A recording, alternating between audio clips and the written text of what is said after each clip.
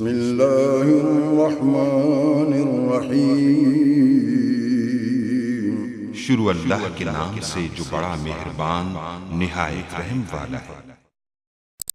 अस्सलाम वालेकुम गाइस। तो इससे पहले इस जो ट्यूटोरियल था उसमें हमने डिस्कस किया था cipher block modes of operation जो क्या होते हैं, इनकी कौन कौन सी टाइप्स है। इस ट्यूटोरियल में हम cipher block modes of operation के जो टाइप्स है उनको जो जो 5 टाइप्स है उनमें कौन कौन सा डिफरेंस है उसके बारे में, मेन डिफरेंस जो है वो उसके बारे में डिस्कस करेंगे। तो सबसे पहले हमारे पास जो इलेक्ट्रॉनिक कोड बुक है, ये इलेक्ट्रॉनिक कोड ECB इसको कहते हैं। तो हमारे पास फर्स्ट ये हमारे पास नंबर इसकी डिक्रिप्शन और यहाँ टिपिकल यहाँ कहाँ यूज़ की जाती, क्यों यूज़ करती, इसका मकसद क्या है। तो सबसे पहले जो हमारा इलेक्ट्रॉनिक कोड बुक है ये हमारे पास 64 बिट का इसमें प्लेन टेक्स्ट होता है, और ये हमारे पास जो इसी का जो साइफर टेक्स्ट जो हमें आउटपुट में मिलता है वो भी हमारे पास 64 बिट का, इसमें हमारे पास ब्लॉक्स यूज़ किया जाता है। और जो इसका जो ये एक दूसरे इसके जो यानी कि जो हमारे पास पार्ट्स होते हैं, जो ब्लॉक्स होते हैं, जो कंपोनेंट्स होते हैं, वो उनका आपस में कोई रिलेशन नहीं होता। हर कंपोनेंट्स इंडिपेंडेंट होता है, अलग-अलग होता है और वो वर्क कर रहा होता है। तो ये हमारे पास फर्स्ट जो है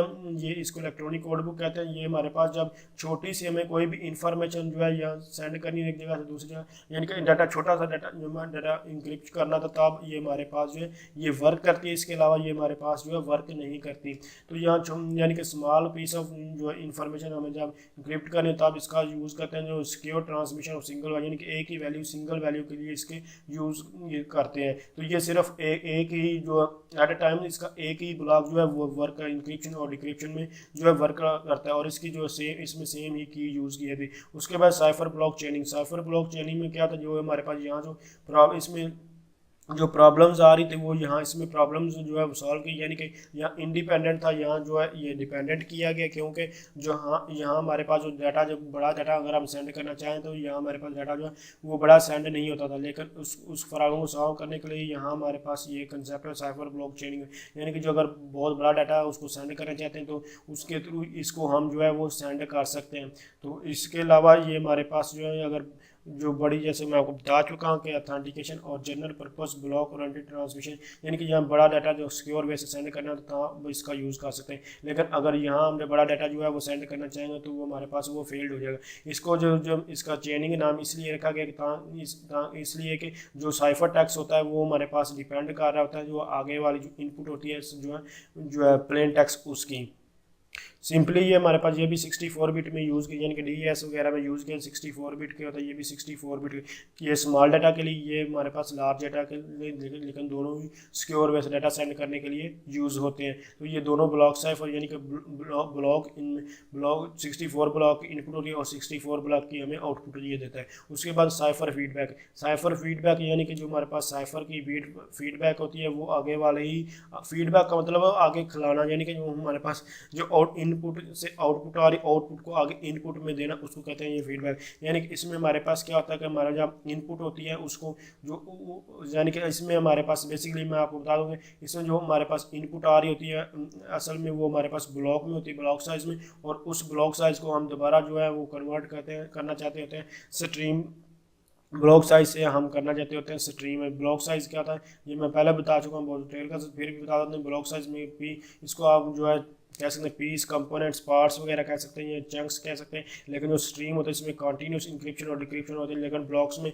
आप पार्ट्स के यानी कि दो पार्ट्स करके उसके जो इंक्रिप्शन और डिक्रिप्शन कर रहे होते हैं। तो ये अगर हमारे पास एक इसमें क्या होता है कि हमारे पास अगर जो इनपुट है वो हमारे पास ब्लॉक्स में, यानी कि उस ब्लॉक्स को हम जो है वो डिवाइड कर, यानी कि ब्लॉक समझ लेकर 64 बिट का है, उसको हम जो है वो जो है डिवाइड करते हैं 8 बिट स्ट्रीम में, यानी कि उसको डिवाइड किया था ब्लॉक्स में, लेफ्ट शिफ्टिंग परफॉर्म की जाती है और जो है डाटा यानी कि इंक्रिप्शन और डिक्रिप्शन जो है की जाती है। ये हमारे पास general purpose stream oriented transmission में ये भी यूज़ होता है और ऑथेंटिकेशन के लिए ये भी यूज़ किया जाता है। लेकिन इन दोनों में क्या डिफरेंस था, ये बेसिकली यहाँ जो सिर्फ और सिर्फ ब्लॉक से ब्लॉक इंक्रिप्शन और डिक्रिप्शन हो रही है, जो यहाँ लेकर जो plain text cipher text conversion हो रही है यहाँ, लेकिन यहाँ क्या हो रहा है प्लेन टेक्स्ट साइफर टेक्स्ट जो कन्वर्जन हो रही है वो हमारे पास जो है ब्लॉक से स्ट्रीम में हो रही है।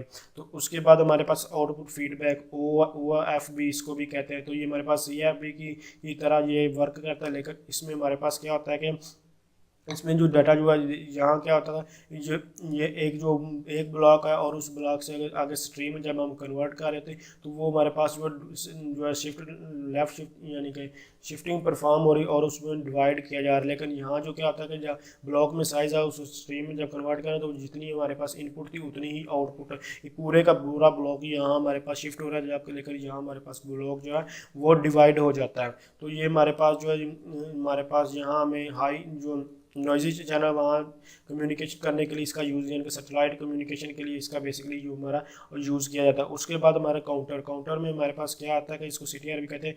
काउंटर असल में ये हमारे पास ये बिल्कुल इसी तरह का ये हमारे पास जो ओ यानी कि OFP है, लेकिन इसमें क्या है हम एक वैल्यू सेट कर देते हैं। जैसे कि हमारे पास एक की होती है और वो एक की और जो हमारे पास जो वैल्यू होती है वो हमेशा डिफरेंट होती है एक दूसरे से, लेकिन इसमें हमारे पास जो सेम हो सकती है। तो इसमें सिंपल यही है कि इसमें जो हमारे पास ये काउंटर कह सकते हैं कि आपके पास जैसे कि आपके जो कार्ड वगैरह जो होते हैं, जैसे आप अपने मोबाइल में कार्ड फीड करते हैं उसका नंबर क्या होता है हमेशा जो है वो जो सूडो रैंडम नंबर उसको कहते हैं कि ये हमेशा जो है एक दूसरे से डिफरेंट होता है और वो किसी से मिल भी नहीं रहा। कभी भी आप अज्यूम नहीं कर सकते कि इसके आगे ये नंबर आएगा। तो ये काउंटर में असल में यही चीज़ आ रही होती है कि आपके पास जो हमारे पास इसमें एक इंक्रीमेंट हो रहा था इसके नंबर में, और वो हमेशा जो है जितने भी इसमें नंबर हो वो यूनिक होते हैं हमेशा। और ये बिल्कुल अभी ये एडवांस में है, इन चारों से ये एडवांस में है।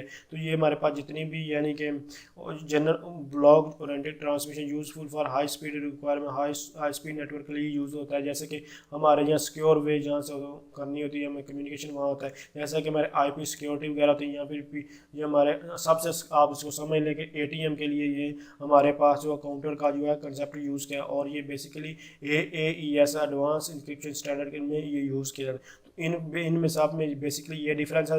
इन सब के बारे में 1 बाय 1 डिटेल के साथ डिस्कस करेंगे। इनकी जो डायग्राम्स हैं उनको भी हम देखेंगे। फिर आपको अगर यहाँ किसी में कंसेप्ट की जो है समझ नहीं आई तो हम इन सब के बारे में डिटेल के साथ डिस्कस करेंगे। तो नहीं भी समझ आएगी कोई बात नहीं, हम जब इनके बारे में देखेंगे तो आप होपफुली इसको अंडरस्टैंड कर पाएंगे। तो थैंक्स फॉर वॉचिंग, अल्लाह हाफिज़।